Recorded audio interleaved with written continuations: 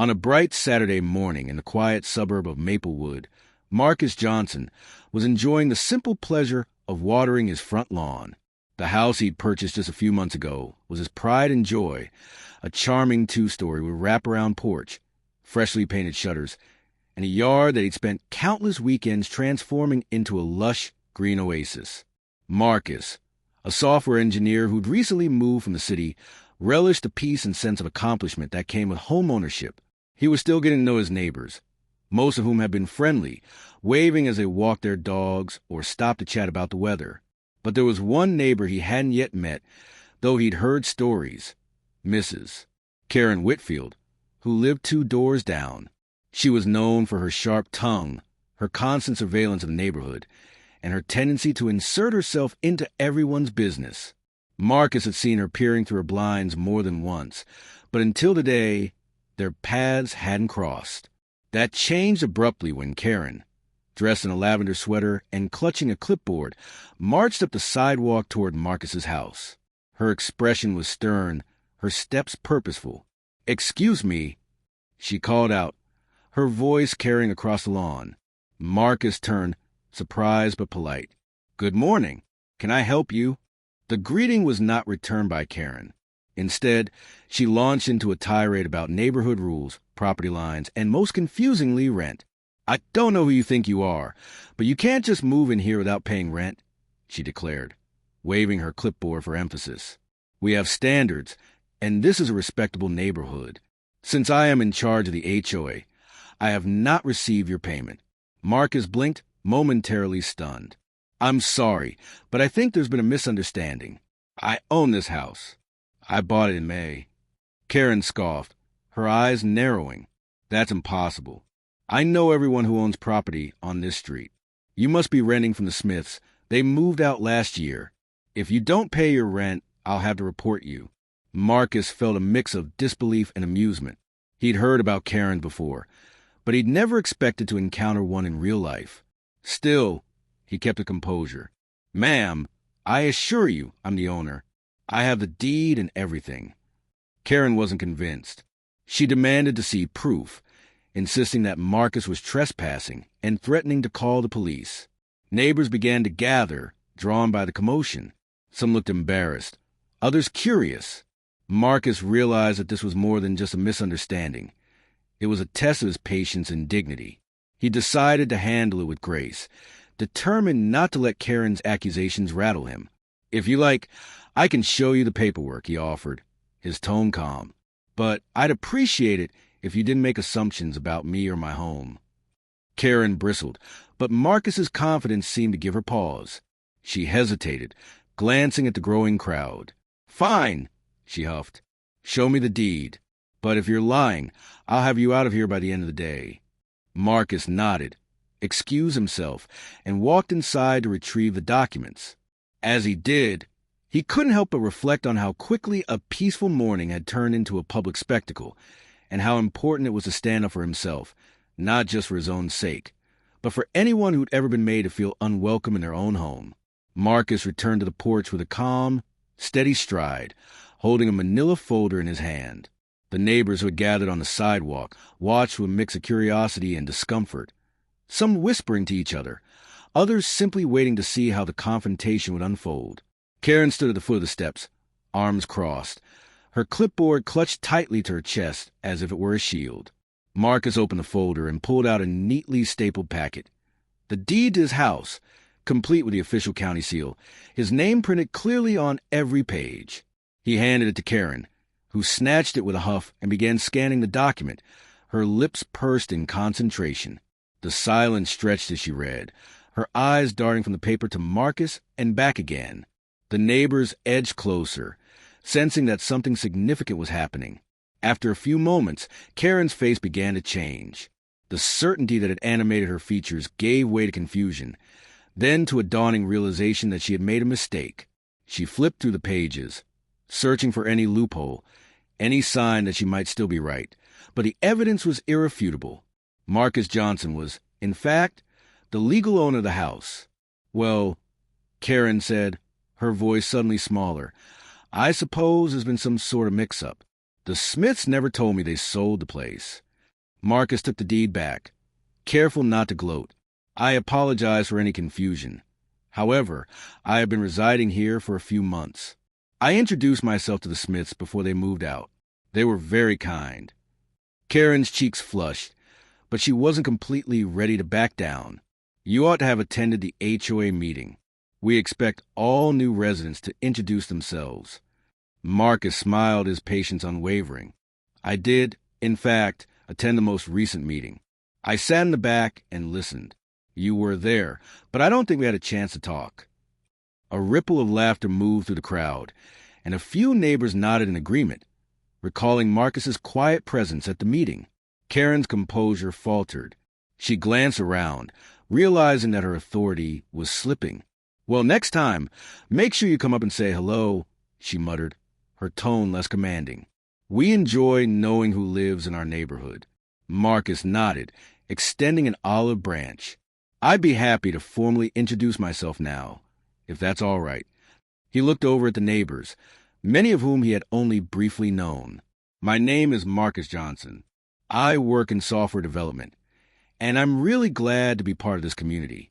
If anyone ever wants to stop by for coffee or needs help with their computer, my door is always open. The tension in the air eased, replaced by a sense of camaraderie. Marcus was greeted more kindly than before by a number of neighbors who came forward to shake his hand.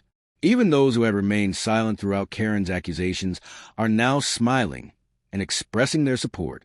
Karen, sensing that she had lost control of the situation, tried to regain her dignity. Well, I suppose everything is in order, she said, her voice stiff. Just remember to keep your lawn tidy and your trash bins out of sight. We have standards here. Marcus nodded, choosing not to respond to the veiled criticism. Instead, he focused on the positive energy from his neighbors, grateful that the truth had come out in the open. As the crowd began to disperse, a few people lingered, eager to chat with Marcus and learn more about him.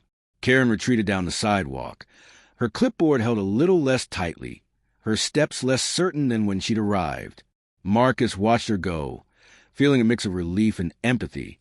He knew that people like Karen often acted out of fear or insecurity, and while her actions had been hurtful, he hoped that this experience might encourage her to think twice before making assumptions in the future. For Marcus, the ordeal was a reminder of the importance of standing up for oneself with dignity and grace, and of the power of community to overcome misunderstanding and prejudice.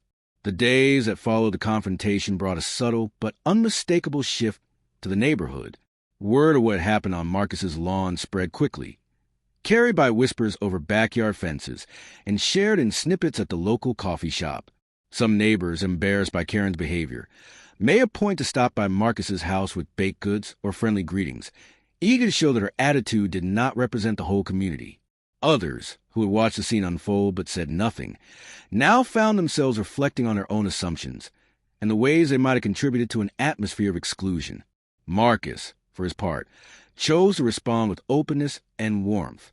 He accepted every invitation, joined in block parties, and even volunteered to help organize the next HOA meeting, determined to be an active and positive presence. He wanted to be known not just as the man who stood up to Karen, but as a neighbor who cared about the people around him. Meanwhile, Karen found herself at the center of a different kind of attention. The authority she had wielded for years as a self-appointed guardian of neighborhood standards was suddenly in question. Some of her closest allies on the HOA board began to distance themselves, uncomfortable with the way she had handled the situation. At first, Karen tried to brush it off, insisting that she had only been doing her duty. But the more she replayed the encounter in her mind, the more she realized how wrong she had been. She remembered the look on Marcus's face, not angry or confrontational, but calm and resolute, and the way the neighbors had rallied around him. Karen felt uncertain and even a little ashamed for the first time in a long time. She began to notice things she had overlooked before. The diversity of the families on her street, the quiet acts of kindness that passed between neighbors, the ways in which people supported one another without fanfare or recognition. It dawned on her that her rigid adherence to standards had blinded her to the richness and complexity of the community she claimed to protect. One evening, as the sun set and the air filled with the scent of barbecue from a nearby yard, Karen sat on her porch and watched Marcus chatting with a group of neighbors. She saw the easy laughter, the genuine smiles, the sense of belonging that radiated from the group. For the first time, she wondered what it would be like to be part of that circle, to let go of her need for control, and simply connect with the people around her. The next day, Karen did something she hadn't done in years. She baked a batch of cookies and walked over to Marcus's house. She hesitated at the door, unsure of how she would be received, but Marcus greeted her with the same calm courtesy he had shown from the beginning. "I wanted to apologize," Karen said, her voice quiet. "I'm sorry for how I treated you, and I was wrong to make assumptions about you. I hope you can forgive me." Marcus graciously accepted the cookies and apology with a smile. "I'm grateful, Karen. Thank you for that. Everybody makes mistakes. How we proceed is what matters." The moment marked a turning point, not just for Karen and Marcus, but for the entire neighborhood. As quickly as the initial incident spread, word of Karen's apology sparked deeper discussions about respect, inclusion, and the kind of community everyone aspired to create. The next HOA meeting was the most well-attended in years, with neighbors sharing their stories and ideas for making Maplewood a place where everyone felt welcome. Marcus was elected to the board, and Karen, humble but hopeful, volunteered to help organize a block party to celebrate the neighborhood's diversity. As the weeks passed, the sense of division that had once lingered over Maplewood began to fade, replaced by a spirit of cooperation and mutual respect. Marcus's experience became a story that parents share with their children, a reminder that standing up for oneself with dignity could change not just a single moment, but the entire fabric of community. As summer deepened and the days grew longer, the neighborhood of Maplewood blossomed into something it had never quite been before. The block party that Karen and Marcus organized together became the talk of the town, drawing families from every corner of the community. Colorful banners hung from porch railings, tables overflowed with homemade dishes from every culture, and children darted between games and laughter, their joy echoing down the tree-lined streets. Marcus, now a familiar and welcome face, moved easily among his neighbors, sharing stories, offering tech advice, and listening to the dreams and concerns of those around him.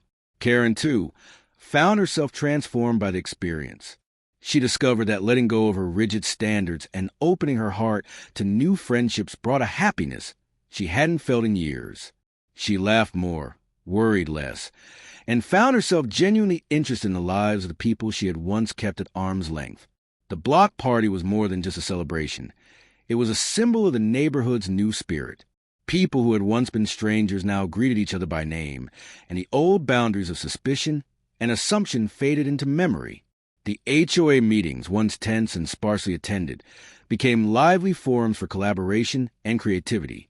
Marcus's presence on the board brought fresh ideas and a focus on inclusivity, while Karen's experience reminded everyone of the importance of humility and the willingness to change.